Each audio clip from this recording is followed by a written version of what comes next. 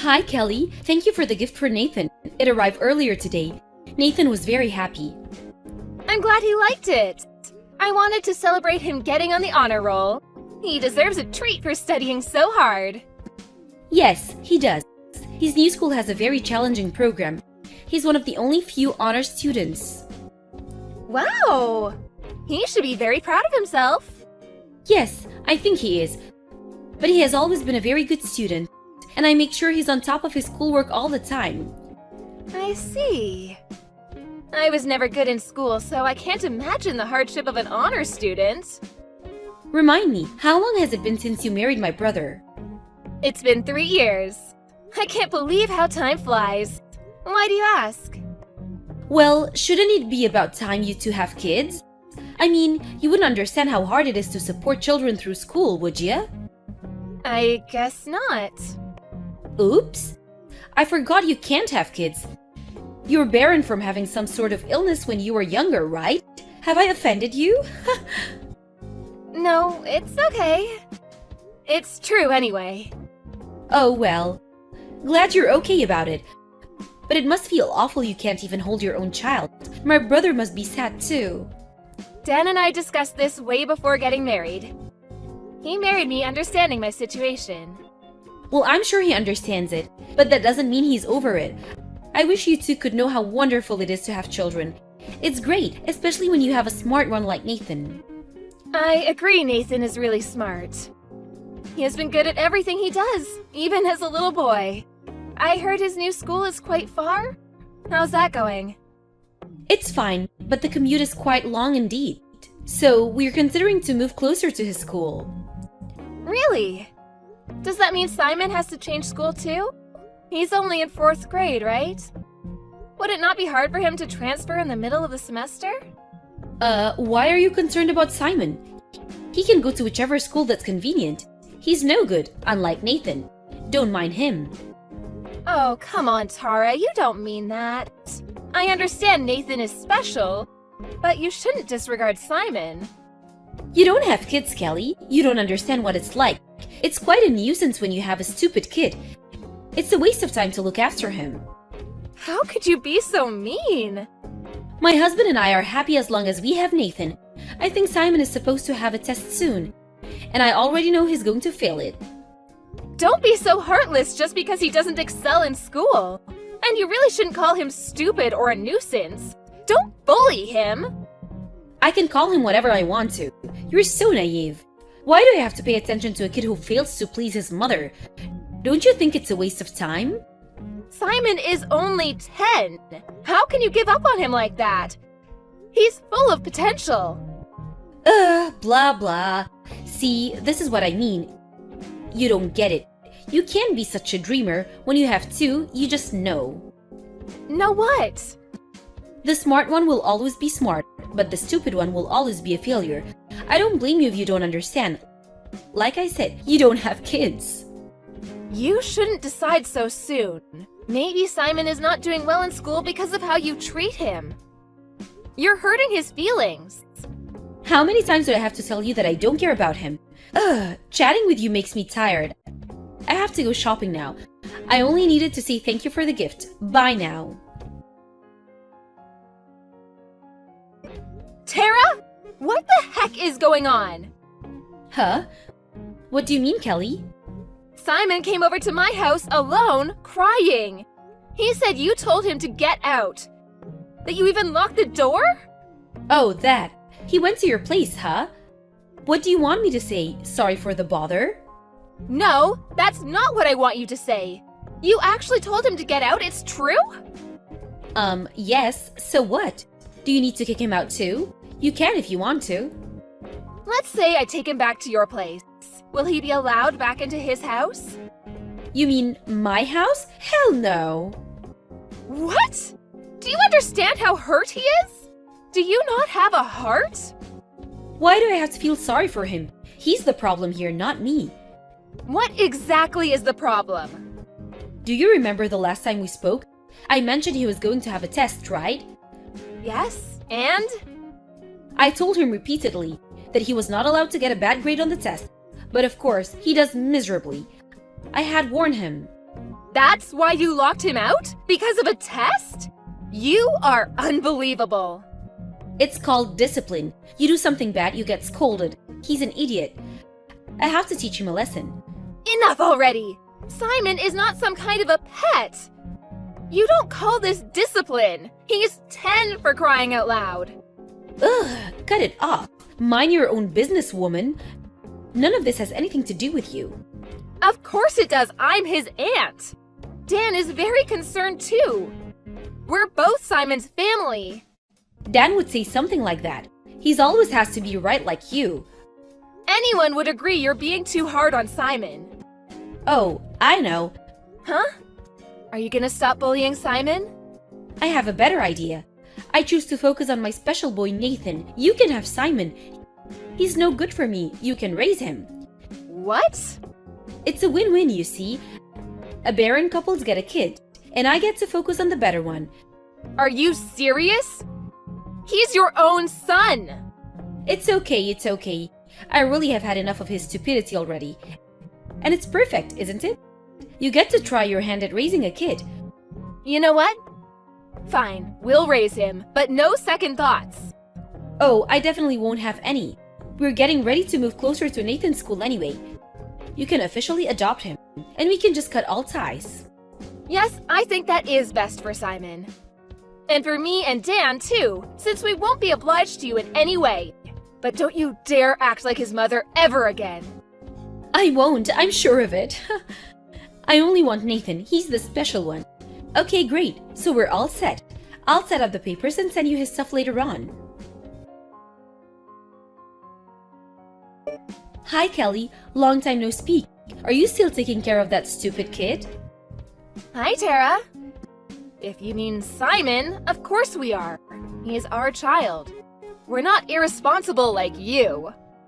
You don't need to be so harsh. I wasn't being irresponsible. I had made a selection. I wasn't the problem, he was. It's funny that you don't realize that the fact you can say something like that proves exactly that you are the problem. Blah blah. I'm glad to see you haven't changed. Same old you, always have to be right. I will take that as a compliment. Anyway, what do you want? Were you so bored that you decided to pick on Simon again? Because if it is, I'm not wasting my time on a bully like you. No, I don't give a damn about him. I just wanted to let you know that my baby Nathan has started his own company. I heard. He's been preparing since college. Huh? How do you know that? He's been getting advice from Dan. In case you don't remember, Dan has been in the same business for years. So he wanted to hear what Dan thought. How come I didn't know that? Oh well, whatever. But you don't think Nathan is so special? Yes, he is. Congrats. That's it, congrats. He just finished college, you know. Starting a company so young. I mean, do you see how amazing he is? He is absolutely amazing. I'm very proud of his accomplishments.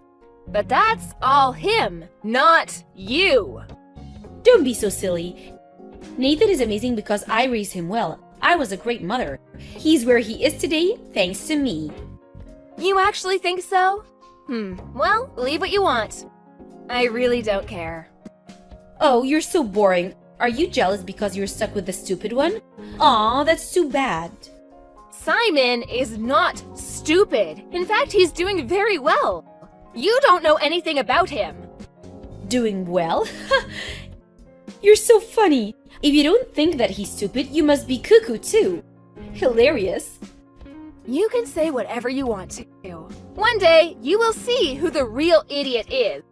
You'll be barking like a dog by then, crying for attention. Like I said, Kelly, don't be so jealous. You're making yourself look silly. It's clear for everyone. A baron like you deserves a failure like Simon. Don't you agree you were perfect for each other? That we were. In fact, I'm not sure if I ever deserved a great kid like him. And for that, I thank you. You're welcome.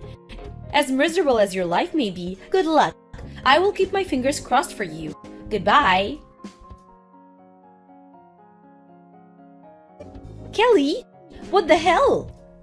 Hi, Tara. Good evening to you too. What is it that you want? Don't act stupid. Nathan just called me. He said he wants to cut me off and that he's moving into your house. What the hell did you do to him? I didn't do anything. He is making his own decisions. Decisions? Why the hell would he move in with you? I don't understand. You don't? Like, you actually don't get it. See, that's exactly why he's cutting you out. Excuse me? Are you trying to pick a fight with me? I've never done anything to deserve this. Then why is he, huh? If he really thinks his parents are important to him, I'm sure he wouldn't decide to cut you two out. You must have brainwashed him, or else this is impossible. He would never. Never, huh? Why so sure? He always did well in school because of me. He went to great college because of me. I kicked his brother out so I could focus on him, to give him the best environment. I've done everything for him. He should be thanking me. Was that really for Nathan? Did you really consider his future? Were all your actions for him? Of course, I have dedicated my life for him. I have given him everything I could as a mother. Everything was for him. No, it wasn't, Tara, and you know it. It was all for yourself. Can you not read? I said I did everything for Nathan. You wanted his brand. You wanted to think you were the successful mom that raised a successful kid. Nathan was merely a trophy for you. I don't need a failure like you to understand. I only need Nathan to understand what his mother has done for him. Well, Tara, unfortunately, Nathan says he does not. What? Nathan said? You liar! Truth hurts, doesn't it? First of all, you need to realize that you don't understand Nathan. You have forced him to do whatever you want him to do. You don't know what he wants. You don't know anything about him. Of course I do. I gave birth to him. No, you don't. You don't know how Nathan felt growing up in your house, or how he perceived you and your husband. You would never understand. Like you're any better? A baron like you, what do you know? I know better than you, at least. First, let's rewind a couple years. Why the heck would you think Nathan was okay with his little brother getting kicked out? Do you think Nathan was okay about you bullying Simon? What are you trying to say? Nathan never loved you and your husband all this time. Because you treated Simon horribly. And you even kicked him out when he was only 10. Deep down, Nathan has hated you both. I don't believe you. Nathan has been a good, obedient child. He has studied hard just as we wanted him to. Nathan was terrified that you'd kick him out too if he didn't. He knew he was helpless if he got kicked out. So he tolerated you and your husband until he could support himself. But why would he move in with you? You can pay for his own apartment now. You mean nothing to him. I guess it's that bad for him. He wants to get away from you immediately. But also, he wants to spend time with his business partner. What business partner? Simon. You really don't know anything, do you? Nathan has started a company together with Simon. What? With that idiot? He's not good enough to be running a company. He doesn't have the brain. As I mentioned before, Simon is not an idiot. You need to stop calling him that. Huh? Easy to say. I know better than anyone how stupid he is. He never understood any schoolwork. Simon goes to the same school Nathan went to. I mean, the school is Ivy League, one of the best in the country. If he's an idiot, then an Ivy League must be a joke. Wait, what? Simon? You're bluffing. Nope, no bluff. After he began to live with us, he did great in school. He was always an honor student. I don't believe that for a second. It's not possible. His grades were always terrible. If he was as bad as you say he was, you were making him that way. Because you compared him to others and didn't give him a chance. But I'm sure this is all too difficult for you to understand. Fine, whatever. But if what you're saying is true, I have a suggestion. I can take back Simon. What? Are you crazy? I'm his birth mother, I had him and Nathan. It's only natural they come back to me. As bad as they made me look today. Okay, you know what? Just shut up. You are not good enough to be their mother. Are you listening to me? I had them both. You're in no place to tell me. You may have delivered them, but that's all. You did nothing for them. Nathan and Simon would never accept you. You have failed miserably as a parent. You are the one who has no place. Goodbye.